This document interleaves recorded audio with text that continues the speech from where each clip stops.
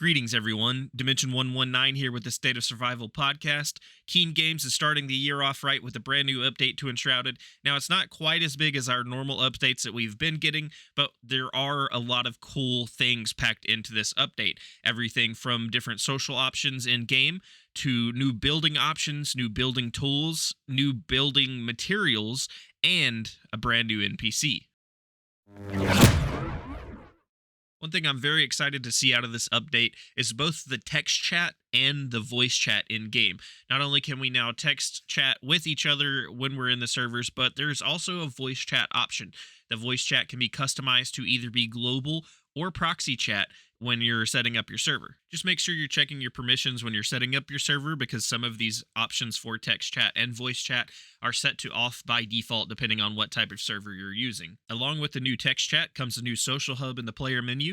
This is where you can see the chat logs and you can mute or hide other players from chat if you don't want to see them. If you're looking to adjust your own mic volume, you're going to need to go into the sound settings in the settings menu. This will allow you to not only adjust your volume, but also toggle push to talk. Voice chat and text chat, not your favorite modes of communication? Well, not to worry, we now have emotes. We have various forms of emotion we can show, as well as yes, no, and come here, and even a little dance. They've also put a lot of time and effort into improving the building in this update. Probably one of the most exciting new tools is the first-person camera for building. When you're holding any of the building tools and or props, you can now go into first-person mode, and it'll give you a little better view of where you're putting things, especially in those tighter corners. We also got two new tools in this update. We got the Overgrowth tool and the building block decay tool. The Overgrowth tool will allow you to add things like vines and flowers on the side of your buildings, as well as the decay tool will allow you to decay those building blocks a little bit so your building can look a little more weathered. The Overgrowth tool can be made at the Farmer NPC, and the building block decay tool can be made at the Collector NPC. They're also laying the foundation to be able to build out of magic chests. The build hammer can now build from the magic chest, provided that you have at least one of the building material you're trying to build with in your backpack.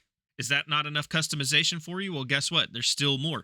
Props can now be rotated on all axes instead of just the vertical axis. Now, this is just for decorative furniture and props. Furniture and interactive props can still only be rotated around the vertical axis. We also get some brand new props that can be crafted at the Farmer NPC once wooden planks are unlocked. These new props include plates, boards, and coasters, which will allow you to actually set a table and allow you to display food, drinks, and potion items. And if you thought those were the only new available props, then you must be new to Keen Games updates. We now have more than 70 new or previously unavailable props for crafting. These props include a set of elegant leather sofas, various large statues, a new set of sturdy doors including a massive vault door, new sets of braziers and lamps, new building materials, and a brand new trader that introduces a whole new line of props to craft.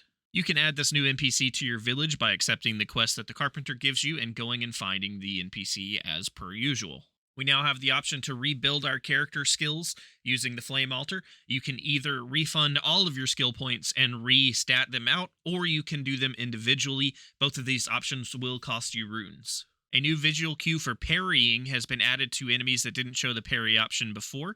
This should allow for better timing of the parry action. A visual cue has also been added to enemy projectiles that can be parried.